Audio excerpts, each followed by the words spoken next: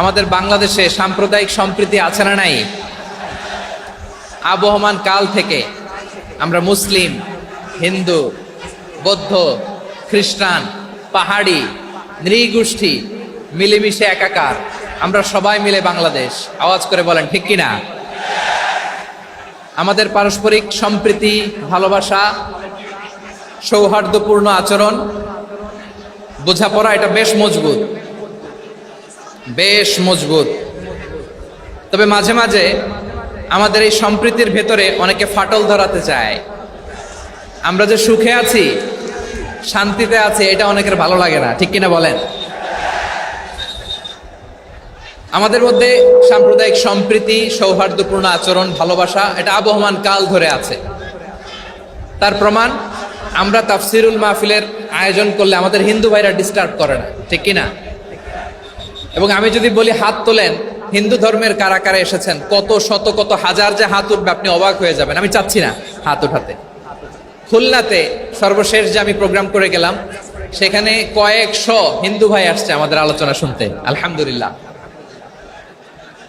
অনেক বৌদ্ধরা আসে, অনেক খ্রিস্টানরা আসে। এবার সফরেও অনেক হিন্দু ভাইরা আমার সাথে দেখা করেছে। তারা বলেছে, হুজুর আমরা আপনার আলোচনা শুনি, আলহামদুলিল্লাহ বলেন। So it's our responsibility to present our religion to our non-Muslim brothers and sisters. আমাদের অমুসলিম ভাই বোনদের কাছে ইসলামের সৌন্দর্য তুলে ধরা এটা আমাদের দায়িত্ব। We all are the ambassador of Islam. আমরা প্রত্যেকে দায়িত্বশীল, আমরা প্রত্যেকে এক একজন ইসলামের অ্যাম্বাসেডর, আলহামদুলিল্লাহ বলেন। এজন্য এমন ভাবে দ্য বিউটি অফ ইসলাম, ইসলামের সৌন্দর্য আমাদেরকে ফুটিয়ে তুলতে হবে, যাতে করে নন মুসলিমরা শাহাদা পড়ে, কালিমা পড়ে মুসলমান হয়ে যায়। অনেক নন মুসলিম ভাই বোন আমাদের হাতে শাহাদা পড়ে, কালিমা পড়ে মুসলমান হয়েছে, অনেক। সো আমরা যেন ইসলামের বিউটিটাকে তুলে ধরতে পারি, এবং এই যে সম্প্রীতি, এটাকে যেন আমরা অটুট রাখতে পারি।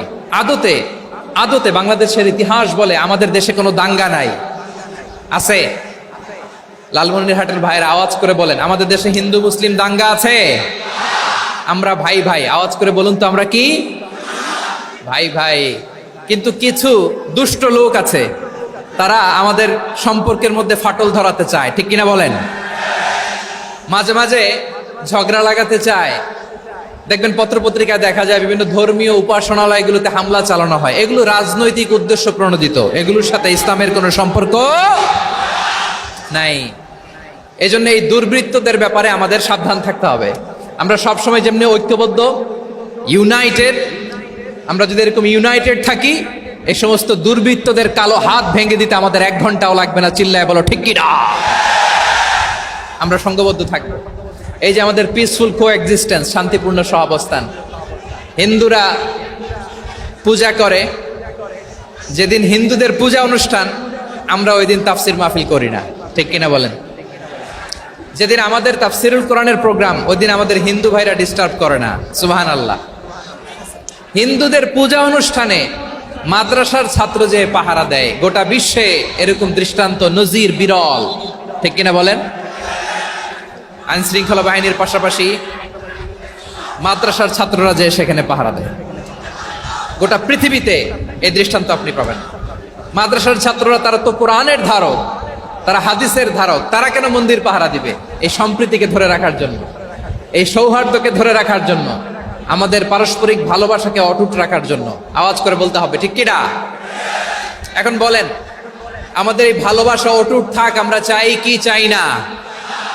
আমরা হিন্দু মুসলিম মিলেমিশে শান্তিপূর্ণ সহাবস্থান, সাম্প্রদায়িক সম্প্রীতি। লালমনিরহাটের ভাইয়ের আওয়াজ করে বলুন, এই সাম্প্রদায়িক সম্প্রীতি আমরা চাই কি চাই না? আল্লাহ এই দেশকে তুমি বরকতময় করো, বাংলাদেশকে তুমি শান্তিময় করো। আওয়াজ করে সবাই বলেন আমিন।